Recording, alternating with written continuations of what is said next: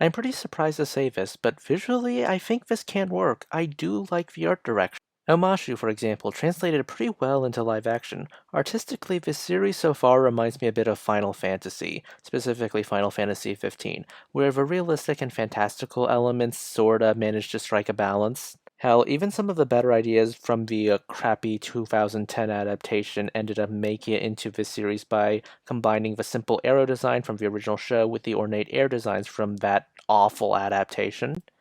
Some of the elements I sort of expected to translate well into live action included the Kyoshi warriors, who are based off of Japanese kabuki theater to begin with. I think it's kabuki theater. However, the fauna didn't assuage my worries, since the fauna of the original series was so unique and iconic, and the CG is sort of iffy. Granted, we'll probably be seeing Appa and Momo up close most of the time and everything else at a distance, but still. In addition, we're teased with a few other aspects that weren't in the original series.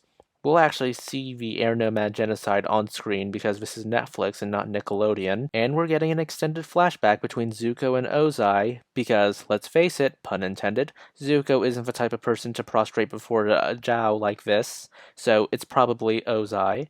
Not to mention, Azula was casted, and she has to be in this series to actually justify her existence and promotional artwork, I guess. However, I'm hoping we change a bit more and add a bit more to this series. I'm hoping it's not just a director's cut of the original series to live action. I'm hoping the plot is a bit more serialized since, let's face it, the original first season was quite episodic, so turning this more into a serialized deep dive into the characters while keeping the spirit will help.